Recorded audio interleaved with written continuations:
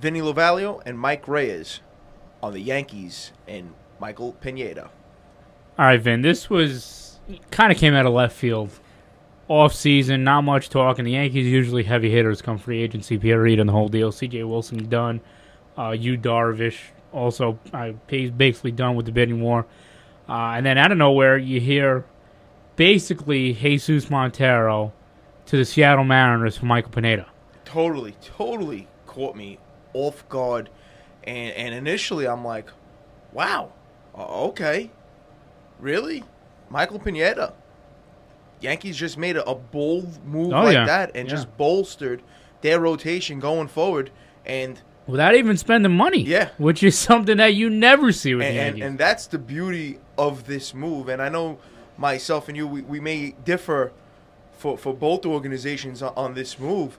But for the Yankees aspect of it, in order to get pitching in this league, you usually have to spend big bucks, or you're going to have to produce your own pitching. And you can see with CC Sabathia. Yeah, exactly. CC and to get mediocre pitching in A.J. Pineda, the Yankees are still paying for that. Yeah.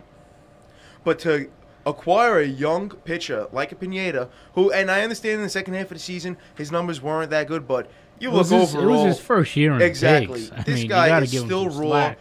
His average fastball is 94.5 miles per hour, which is mind-boggling. His strikeout to walk rate, which you don't get in young pitching, 173 to 55. That's amazing. I mean, that's ridiculous. That really is amazing. To me, it was a no-brainer for the Yankees. It's a no-brainer, and this is, I guess, when we will disagree. Yeah. Bottom line is this: the Seattle Mariners are in a spot where they have been a putrid offense for years now.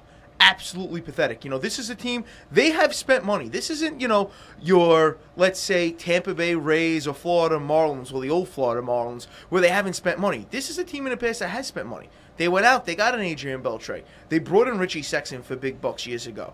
They have neither of those moves worked out. And neither move worked out.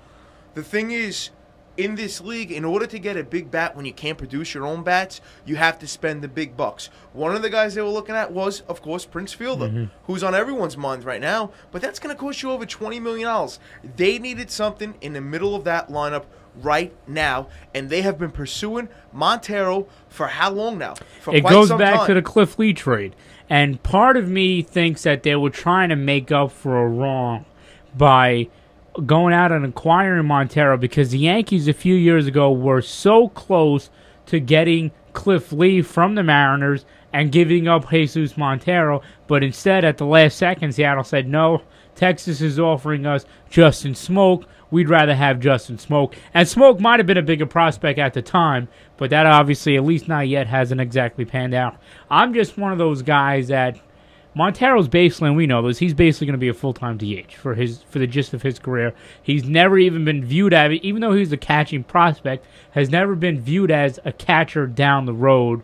Maybe he catches a little bit early on, but my big thing is, especially when you're talking about being in Safeco Field, a pitcher's park, I think you kind of got to build to the strengths of your park, and at the time, the strength of your team with Felix and Pineda, and, it's so hard to find ace-type pitching, especially young ace-type pitching. And that is true, but you have to say this for the Mariners' sake.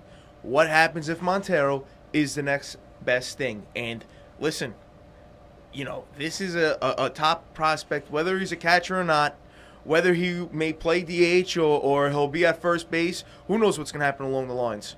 This is a guy that's been highly touted for years now, and not just by the Mariners, not just by the Yankees, by all across baseball. He is a top-notch prospect, and maybe a can't miss. I think personally the only way Seattle could end up winning in this deal is if this mirrors Josh Hamilton for Edison Volquez. And you know something? We'll see. And this discussion, it will end 3-4 years from now. Yeah. And we'll see who's right.